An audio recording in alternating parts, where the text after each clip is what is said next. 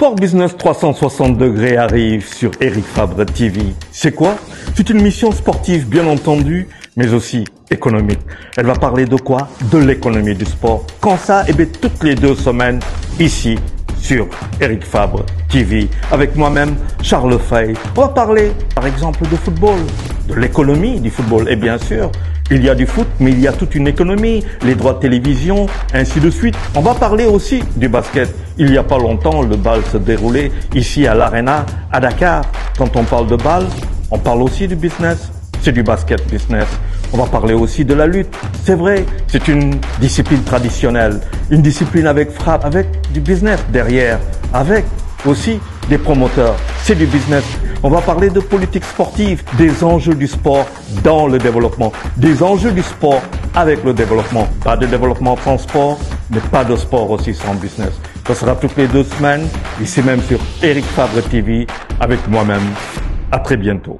Avec une partie de la délégation et certaines choses aux États-Unis et certaines choses ici à Dakar.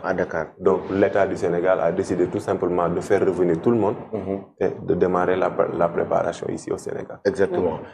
Sam, oui. Le groupe, l'effectif, quand même, c'est assez riche. Hein? Oui, c'est assez riche et j'en profite pour vraiment aussi poser une question à M. Si. Aujourd'hui, par rapport au talent que nous voyons aujourd'hui au niveau de cette équipe de basket du Sénégal, quelles sont aujourd'hui les vraies chances du Sénégal, si l'on sait que, voilà, au niveau du basket africain, il y a beaucoup à faire. L'équipe du Sénégal a beaucoup aussi de défis à relever. Quelles sont vraiment les chances de cette équipe-là?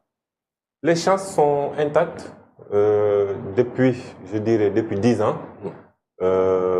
On est au sommet du basketball africain avec le Nigeria et le Mali. Donc ce sont les 3 nations qui dominent le basketball africain. À un moment donné, dans les années 2000 jusqu'en 2010, dans les années 90 jusqu'en 2010, c'était le Sénégal qui dominait.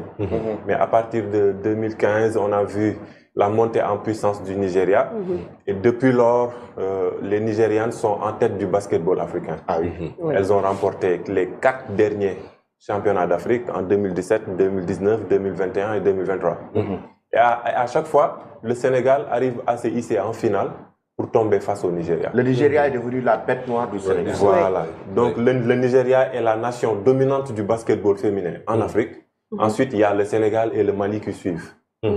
Donc maintenant, l'objectif, c'est de voir comment faire pour stopper cette domination du Nigeria. D'abord, est-ce que c'est pas sur le plan physique et au niveau des 3 points que le Nigeria donne le pion au Sénégal? En fait, vous savez, le Nigeria a pris du temps pour construire cette génération.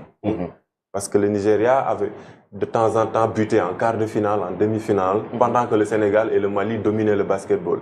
Mais ils ont penché sur une nouvelle politique qui leur a permis d'avoir une génération de joueuses et avoir un réservoir de jeunes qui peuvent rester dominatrices dans le basketball pendant des années. C'est-à-dire, ils ont des joueuses qui évoluent aux États-Unis.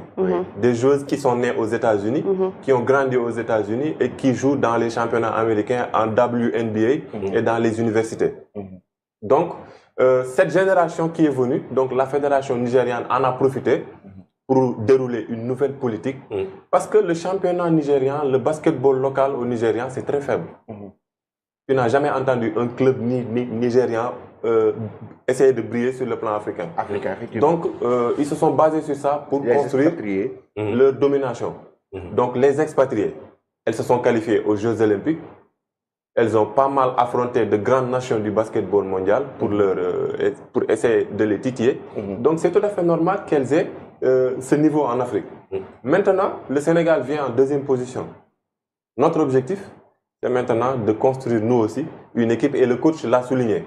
L'année dernière, quand il prenait ses fonctions, il a dit « Mon objectif, ce n'est pas vite fait de remporter un championnat d'Afrique, mais je veux bâtir un groupe, une génération qui est capable de remporter les prochains championnats d'Afrique, de faire comme le Nigeria. » Parce que quand il est arrivé au Nigeria, il faut le rappeler, c'était le coach du Nigeria en 2019, en 2021 et en 2023. Donc il a battu le Sénégal pendant 3 finales. Donc il connaît le basketball nigérian.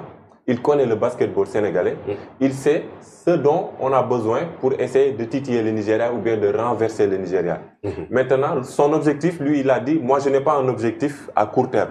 Moi je veux bâtir une nouvelle génération de joueuses qui, dans un futur proche, on aura la possibilité de dominer le basketball africain et de gagner beaucoup de Coupes d'Afrique. Maintenant, cette Coupe d'Afrique 2025 fait partie des objectifs. Oui.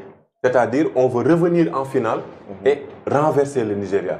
Donc, c'est deux objectifs qu'on a posés. Revenir en finale et renverser le Nigeria. Qui est deux défis. Voilà. Oui. On Parce a que un le double Nigeria défi. nous a battus au Mali, nous a battus ici même. Ici à Dakar en Dakar, 2019. en 2019. Effectivement. C'était deux défaites amères. Et en 2023 aussi, au Rwanda. Au Rwanda. C'est-à-dire que les deux premières défaites ratées par le Sénégal, c'était avec une génération dorée du Sénégal. Effectivement. La génération Aya Traoré, tout ça.